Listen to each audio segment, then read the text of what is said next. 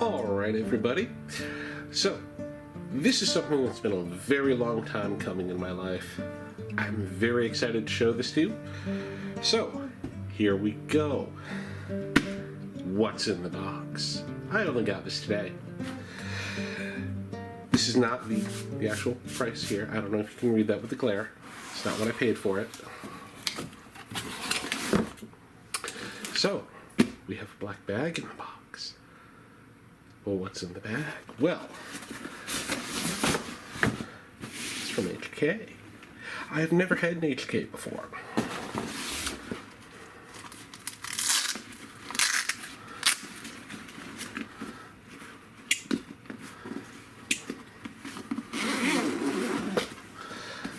Alright. And you know what? We'll just get the cardboard out of the way. Simplify the life a little bit. Bam.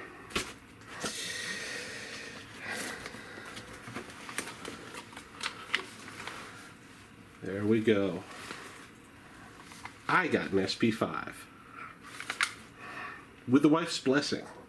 She said it was okay. That makes it okay. So yeah, this is a real deal. It is not the knockoff. And for any of you who are really worried, it is the SP5. It doesn't have that additional little pin right here. This cannot be turned into a machine gun without like a shit ton of reworking. That is very well beyond me. So yeah, this is it. And as you can see, it comes with the little monopoint sling here. This is technically a handgun. That looked really big, but it's actually a lot lighter than I thought it would be. And then, in the little accessory pouch here, you have a little rear sight tool here. So, I think that's pretty cool that they just give you this, because to buy one of these, I think it's something close to $50. And then it comes with two standard capacity 30 round magazines. So, made in Germany, just like the gun. And then the operator's manual with the useless trigger lock none of us ever use because we have better stuff. Oh, and desiccant packets in case you want a snack later. But yeah, I picked this up earlier today at the big old Phoenix gun show. Prowled around there for something like 4 hours. And this was the best deal that they had on one of these. I actually only saw 3 or 4 the whole time I was there. Saw a bunch of the knockoffs. And as you can see, it's empty. But yeah. And for anyone who thinks that's abusing the gun and that I should be releasing it more gentle way, this is actually how HK wants you to do it. And apparently they call you a pussy if you don't. So, I got this. And then I did get a couple other accessories for it, because I have a hard time just leaving certain things alone. And let's also release the trigger, because get that off of there. There we go. I actually need to pull the trigger on this one.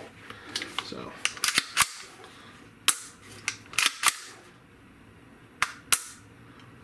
Not a bad trigger.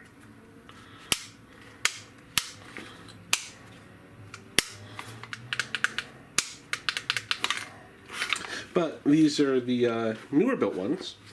They actually come with the full diopter sight. The other one came with, they called it the castle style, where it's built like a series of pistol sights where it has a open notch in there.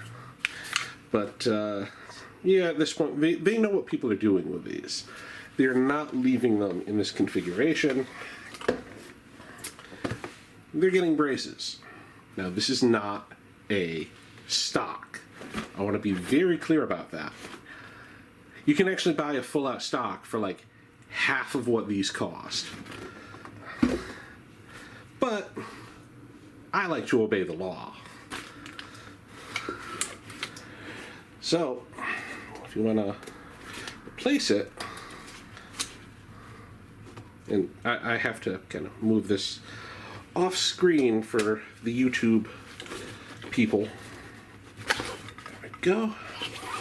And then, ta-da, that comes right off with one pin.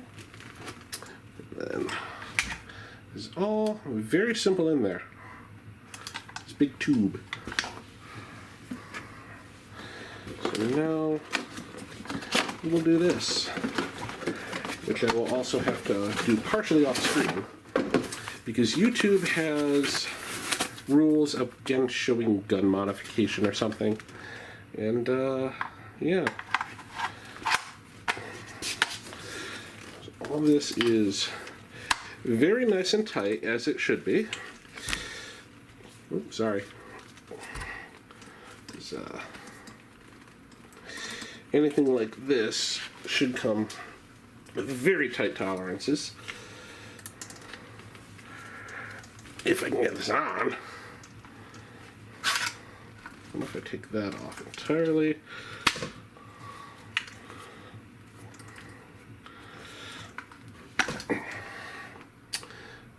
You know what? I'll be right back with you people. I've got these little set screws. I've got to pull them back a bit because they are sticking out too much. Hold on a moment. All right. Sorry that took a minute to do. It was a slight bit more complicated than I thought it should have been. But getting this all dialed in, because this brace here, it's got that little gap so it can over travel, and then trying to get that with the pin with how tight it fits to the rest of the receiver. Just get it to line up by hair's breadth there. But it's all on now, so no worries. And then getting the little screws there, and then there's another little hick screw through that hole that you use to adjust the tension on the brace to, you know, make sure it can travel, but then not come all the way back out when you pull on it and render it useless. So the idea with a brace like this is you can open it up and then strap it to your wrist. You still got my gun show wrist bling going on there. And then you can strap it and it'll help you support the weight for one-handed shooting. Or it can also be used kind of like another little cheek holder. You can have it up against you. I'm not sure what the rules are at this point with the ATF. So I don't want to say something that would get me in trouble. But technically, it is not a stock. And going by what I understand from the latest rulings, it is completely fine to still have. So I got that, of course, because now you've got the whole complete look, legally. And then I also got a nice sling here. And this is from Tactical Gear Lines. I found it at the show. It was, you know, more expensive than a lot of the cheap crap you can find on Amazon or eBay or even your local gun store. But the whole idea is this is American-made gear to go onto a German-made gun. It's a buy once, cry once situation, because I actually want to have this as my bedroom gun. For when something goes bump in the night, I can go pew pew right back. Because personally, I think a subgun is a wonderful choice for home defense. It's, you know, more compact for maneuverability. There's a lot of accessories you can put onto this thing. There's like 400 different options for this front hand grip alone. It's ridiculous. It takes very common 9mm ammo, and you can put basically whatever the heck you want in here. You can put 115, 124, 147, hollow point, full metal jacket, whatever. The actual HKs will run everything. I think they use actual 124 grain in the military, but HK stuff is made to the point you can run whatever through it. Some of the clones and stuff out there, not so much, but yeah, because technically there are companies that make holsters for these, so you can go wandering around with this hung on your hip. To me, that is a little absurd. You know, this is basically a personal defense weapon. It's not necessarily meant for an everyday carry thing, but anything like this that, you know, you can't just tuck into a pocket or something like that, you should always have a sling. And I like this. It has got the bungee built into it.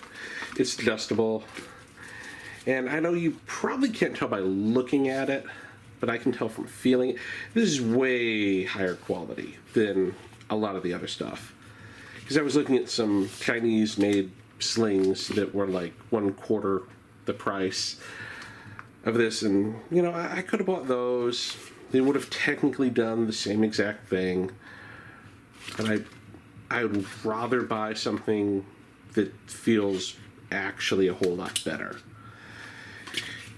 For those you have seen Die Hard, that scene where he's in the vent and he's got this braced up in there and he's dangling off of one of the slings, trying to get into another air vent, you feel like you actually could do that with the sling. And the brace, I mean, it's not the actual stock, but it's very solid. The rest of the gun is too. So I'm like, yeah, that scene is a little less absurd now.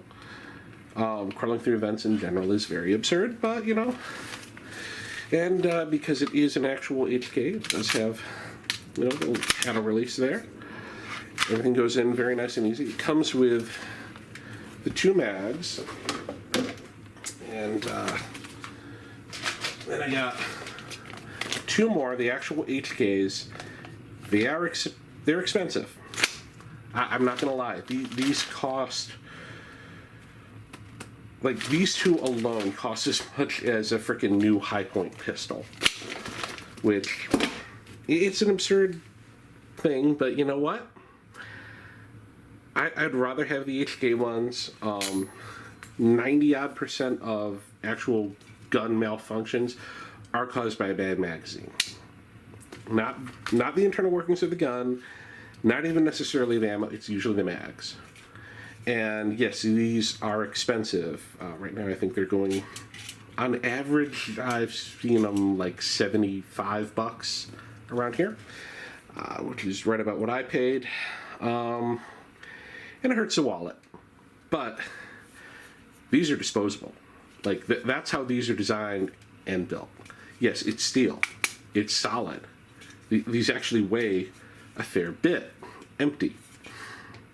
But if you shoot these a lot and you drop them and they go lip down into the dirt and get smacked around, stuff gets in there, they get bent, they get warped, the springs wear out. You can buy the replacement springs, you can get the replacement followers and all the other little parts in there, but these are not meant to last forever, and that's usually the problem people have with guns malfunctioning. They've hung onto magazines too long because they don't want to buy more, they can't buy more. And these things are built to very exact standards. We've got these nice little feed lips here, and if these are off, you know, by a couple thousandths of an inch, you're gonna have problems. So that's why I bought the HK ones. They're expensive, and my wallet is crying from it. But it's okay, because it works. All right, well, thank you for watching my silly rambling video. I hope you have a great, wonderful day.